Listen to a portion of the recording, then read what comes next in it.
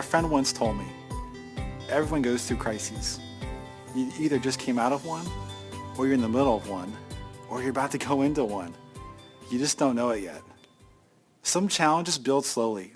Others appear without warning. Some are resolved quickly. Others are chronic. A job loss, death of a family member, an economic crisis, or a host of other challenges can exert major pressure on us. When facing a crisis, nothing is more important than knowing who God is, his love, care, and control. If we have an inadequate view of God and his purposes, then we won't fully learn from our challenges. John 15:9 has to be one of the most encouraging verses in the entire Bible. Jesus says, "As the Father has loved me, so I have loved you." Let that sink in. God the Father loves God the Son.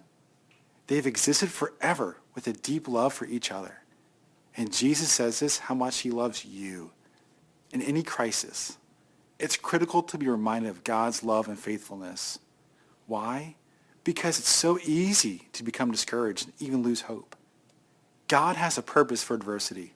The Cecropia moth emerges from its cocoon only after an exhausting struggle. A boy, wishing to help the moth, slit the cocoon. Soon it came out, but its wings couldn't function. What the boy didn't realize was that the moth's struggle to liberate itself from the cocoon was essential to developing its wings.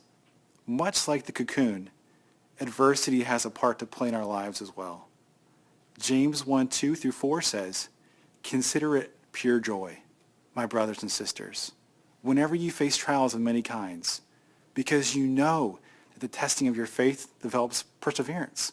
Let perseverance finish its work so that you may be mature and complete, not lacking in anything." God designs challenging circumstances for our ultimate benefit. Romans 8:28-29 tells us, "We know that in all things God works for the good of those who love him, who have been called according to his purpose." God makes no mistakes. He knows exactly what he wants us to become, and he knows exactly what's necessary to produce that result.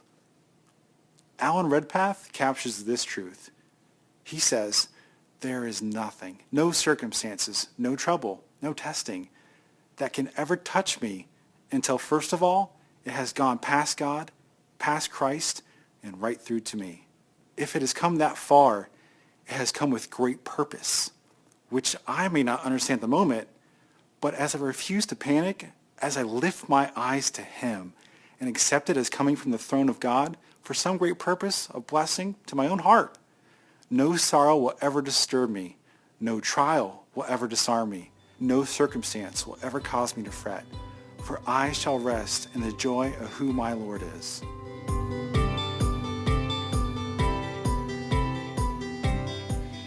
Well, there are several things we can do to survive when we find ourselves in a crisis. The first is to get your finances in order. Jesus tells us how in Matthew the 7th chapter, the 24th through the 25th verses. "Everyone who hears these words of mine and puts them into practice is like a wise man who built his house on the rock. The rain came down, the streams rose, and the winds blew and beat against that house. Yet it did not fall, because it had its foundation on the rock."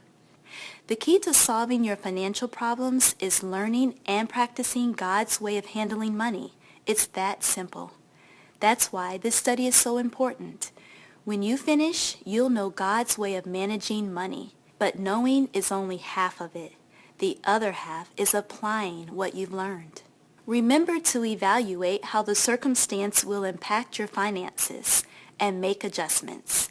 If you're married, tell your spouse your feelings and concerns and pray together daily to encourage each other. We've discovered that a crisis doesn't have to damage marriage. It can be a catalyst to improve it. One other thought. Expectations can be damaging.